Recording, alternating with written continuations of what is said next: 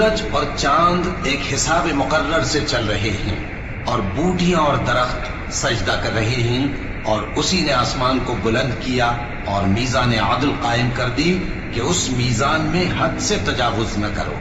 اور انصاف کے ساتھ ٹھیک تولو اور تول کم مت کرو۔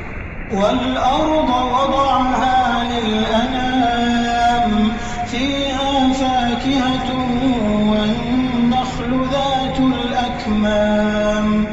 وَالْحَبُّ ذُو الْعَصْفِ وَالرَّيْحَانُ فَبِأَيِّ آلَاءِ رَبِّكُمَا تُكَذِّبَانِ۔ اور اسی نے خلقت کے لیے زمین بچھائی،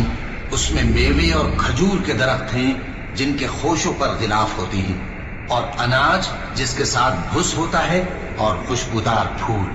تو اے گروہ جن و انس، تم اپنے پر